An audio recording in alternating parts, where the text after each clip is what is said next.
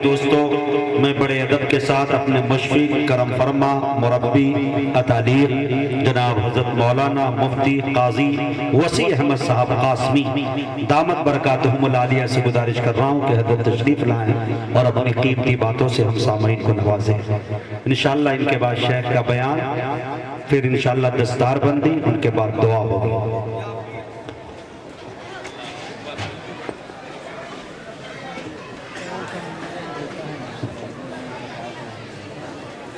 अस्सलामु अलैकुम वरहमतुल्लाहि वबरकातुहू। ये हबीबी साहब ने मेरे नाम में कस्तन हबीबी नहीं लगाया। इन्होंने समझा कि खिलाफत जो हमारी तरफ मुंतकिल होने वाली है, ये मजबूत आदमी है, कहीं हमारे शेख उस खिलाफत को काजी साहब को न दे दें, इसलिए कस्तन इन्होंने मेरे नाम में हबीबी नहीं लगाया। माशाअल्लाह, शुक्रन जज़ाकुमुल्लाह। ठीक,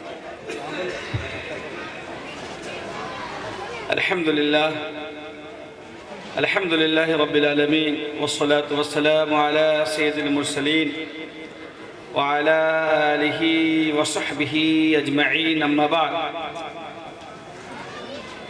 अऊज़ु बिल्लाहि मिनश शैतानिर रजीम, बिस्मिल्लाहिर रहमानिर रहीम। लिल फ़ुक़राइल लज़ीना उहसिरू फ़ी सबीलिल्लाह ला यस्ततीऊन ज़रबन फ़िल अर्ज़ यहसबुहुमुल जाहिलु अग़नियाअ मिनत तअफ़्फ़ुफ़ तारिफ़ुहुम बिसीमाहुम फ़ी वुजूहिहिम ला यसअलून अन्नास इल्हाफ़ा वमा तुन्फ़िक़ू मिन ख़ैरिन फ़इन्नल्लाह बिही अलीम। सदक़ल्लाहुल अज़ीम। वक़ाल नबी सल्लल्लाहु अलैहि वसल्लम अलमर्उ मअ मन अहब्ब व कमा क़ाल अलैहि सल्लतु वस्सलाम। आज के इस बावक़ार और पुरनूर इजलास दस्तारबंदी के सदर आली क़द्र जनाब हज़रत मौलाना मुफ्ती हबीबुल्लाह साहब कासमी दामत बरकातहुमुल आलिया, स्टेज पर तशरीफ़ लाने वाले मुस्तनद और मुहक्किक उलमा की एक जमात जनाब मौलाना डॉक्टर रज़ी अहमद साहब और जनाब मौलाना हिफ्ज़ुर रहमान साहब,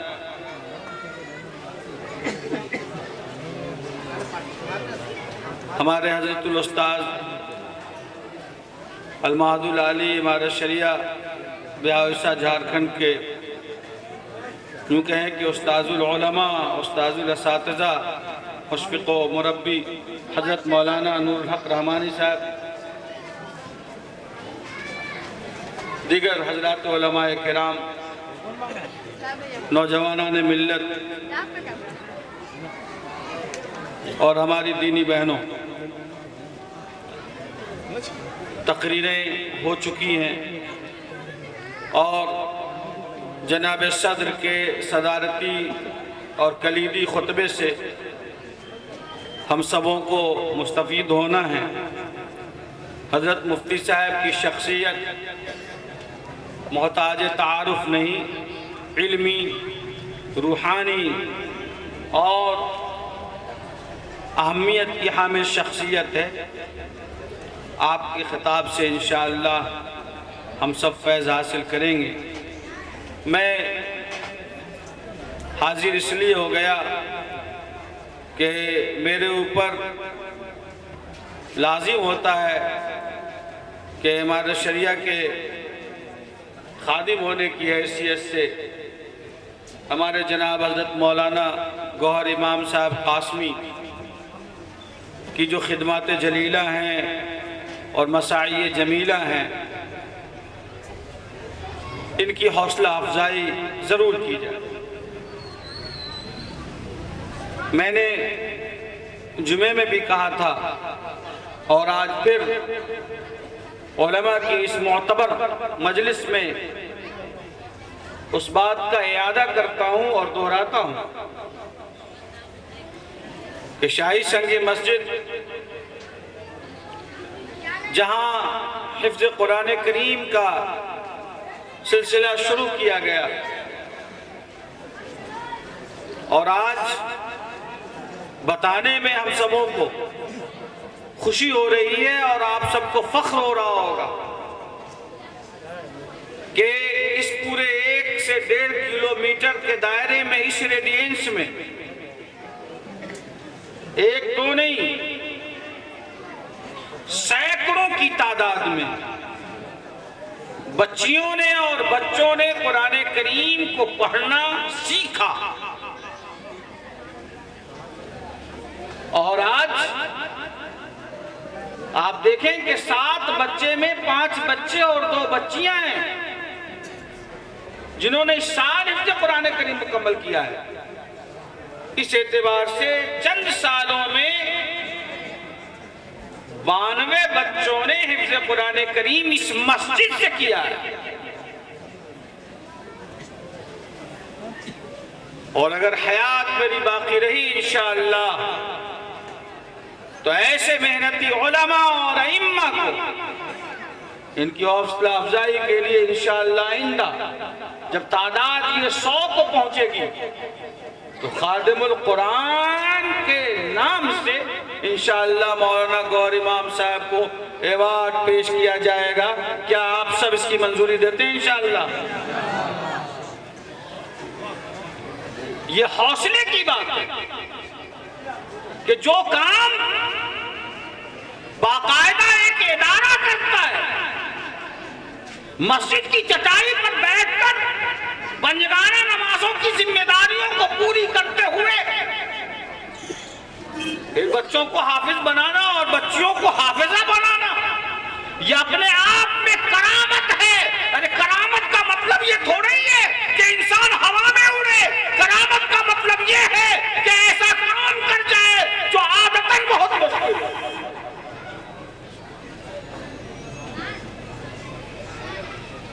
और मैंने अभी आसाम में लेटेस्ट गुज़श्ता हफ्ता जहां करोड़ों की बिल्डिंगें हैं, डॉक्टर रजीज साहब यहां तशरीफ रखते हैं, ये आसाम में रहते हैं, करोड़ों की बिल्डिंगें। बदरपुर में ऑन रोड 50 करोड़ किसी बिल्डिंग होगी जमीन छोड़कर, गवर्नमेंट ने उसको स्कूल में तब्दील कर दिया।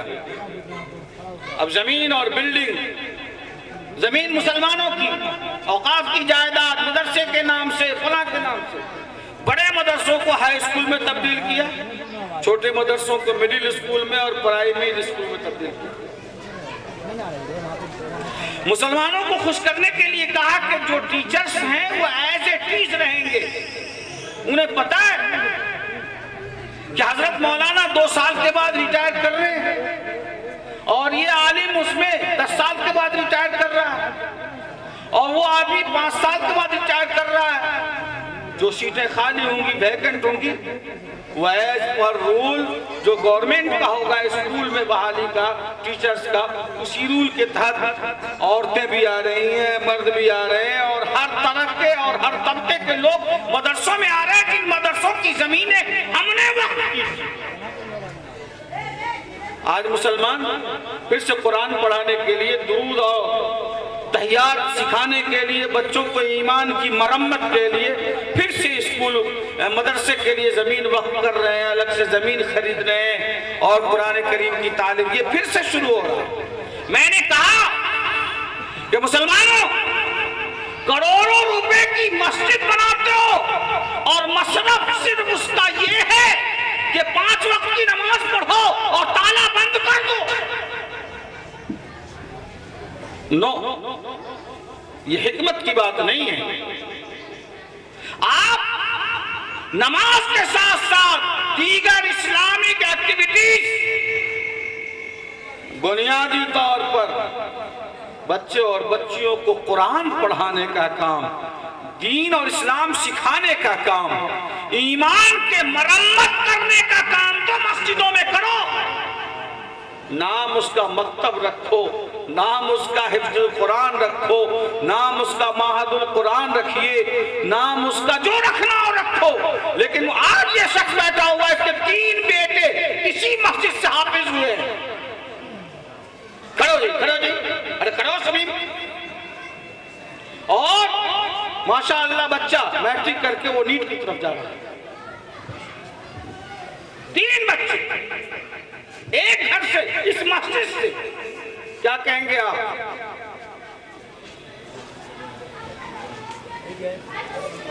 इसलिए मैं कहता हूं कि यकीन हुक्म अमल पे हम, मोहब्बत बात है आलम, जिहाद जिंदगानी में यह मर्दों की शमशीर है। आप इरादा करो, आप हौसला करो, कुछ करने और कर गुजरने की ठान लो, मसाइल आसान हो जाएंगे इंशाअल्लाह।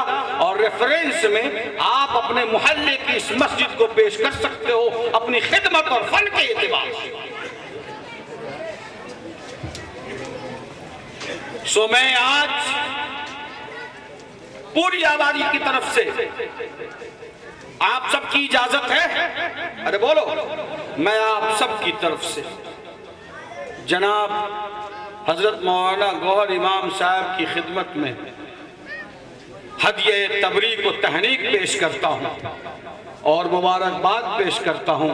और इन्होंने जो हमारी बच्चों के लिए और मोहल्ले के बच्चों को कुरान पढ़ाने की जो खिदमत अंजाम दी है, हम लोग दुआ करते हैं कि इसका बेहतर बदला अल्लाह इनको और इनकी आलो औलाद को अता फरमाए।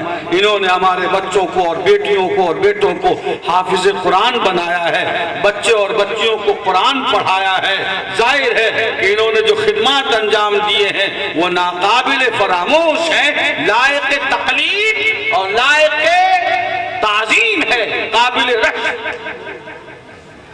मैं अपील करना चाहता हूं कि जितनी मस्जिदें शहर से देहात, देहात से कस्बा, हर मस्जिद को कुरान की तालीम का सेंटर और मरकज बनाया जाए और मस्जिद में बच्चे और बच्चियों के ईमान दुरुस्त कराए जाएं।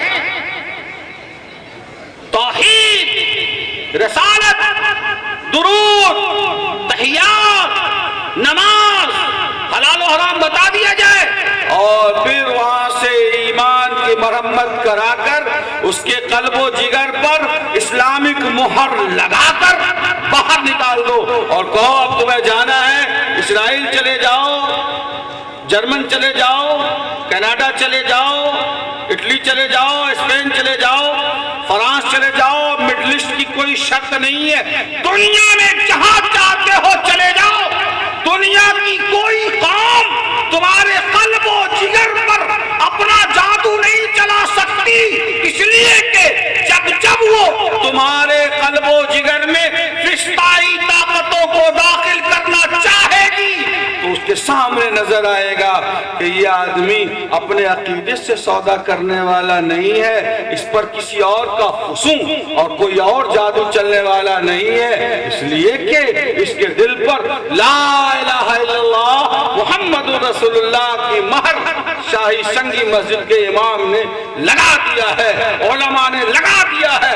अब ये नौजुबिल्लाह ईमान का सौदा नहीं करेगा और कमजोर शकील इब्ने हनीफ जैसे जहन्नमी मरदूद लाख वो इनके पीछे नाक रगड़ के मर जाए, जूते से खबर लेगा इस मस्जिद की तरबियत पाने वाला वो हाफिज कुरान, वो बच्चा, इसलिए तो उसको पता है कि आका व मौला जनाब मोहम्मद रसूलुल्लाह सल्लल्लाहु अलैहि वसल्लम ही खातमुन नबिय्यीन है और जो मेहदी अलैहिस्सलाम आने वाले हैं उनका नाम मोहम्मद इब्न अब्दुल्ला होगा। वो मदीना मुनव्वरा में तशरीफ लाएंगे। ये कबीस कमजोर बदबख्त, इसका नाम तो शकील इब्ने हनीफ है, ये तो दरभंगा और बिहार में पैदा हुआ है। मरदूद तू कैसे हो सकता है? जबान उसकी खींच कर उसके तलवे में साट देगा। ये जरूरत पैदा तब होगी जब मकतब में वो कुरान करीम और ईमान को दुरुस्त कर। समझिए मैं क्या कहना चाहता हूं और अच्छी तरह समझिए और आखिर में एक बात कहकर मैं रुखसत होता हूँ। मेरा इरादा वल्लाह तकरीर का नहीं था और मेरा आज पटने में रहना भी नहीं था, मुझे आज मुंबई में होना चाहिए था, लेकिन हमारे मौलाना गौहर इमाम साहब का खुलूस है कि मैं किसी वजह से नहीं जा सका और मैं यहाँ हाजिर आया। मैं साफ तौर पर ये कहता हूँ कि मुसलमानों, खुदा के वास्ते अब मोदी मोदी और अमेरिका अमेरिका और योगी योगी करना छोड़ दो। मैं पैगाम दे रहा हूं, देख रहे मुजाहिद हसन हबीबी साहब, आप सुन लीजिए, ये मोदी मोदी योगी योगी अमेरिका अमेरिका करना छोड़ दो। हमारा ईमान इस बात पर है कि दिल्ली नहीं, हिंदुस्तान के कोने कोने में भी अगर किसी की हुकूमत बन जाती है, साहिब ईमान पर कोई फर्क नहीं पड़ता, इसलिए कि ये हुकूमतें बदलती सदलती रहती हैं। हम उस हुकूमत के मानने वाले हैं जो हुकूमत कभी नहीं बदल सकती और हाकिम कभी तब्दील नहीं हो सकता, और वो हुकूमत है खालिक़े कायनात खुदा वहदहु ला शरीक की हुकूमत।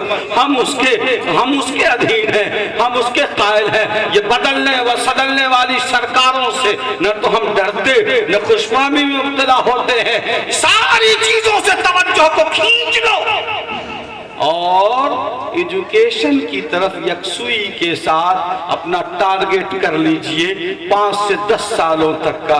अरे भाई 14 से 34 का टारगेट भारतीय जनता पार्टी ने किया इस मुल्क में। मुसलमान क्या 24 और 25 से 35 तक का टारगेट, 10 साल का टारगेट एजुकेशन के लिए नहीं कर सकता क्या?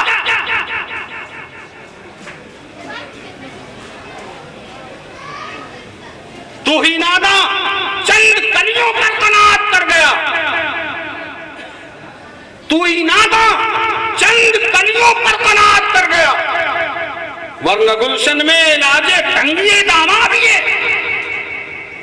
आप 10 साल का टारगेट करो कि 10 साल में हमें अपने बच्चों को फला से फला मंजिल तक पहुंचा देना है।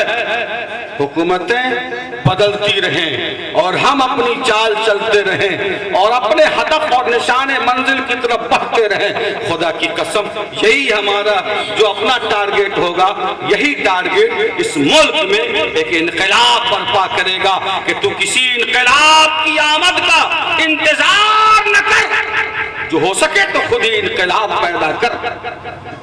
अल्लाह ताला हमें, आपको, हम सबको अमल करने की तौफीक अता फरमाए। मैं एक बार फिर जनाब मौलाना गौहर इमाम साहब और शाही संगी मस्जिद के तमाम मुंतजिमीन, ये जो बैठे हुए, ये देख रहे हैं आप, इतना सादा आदमी है,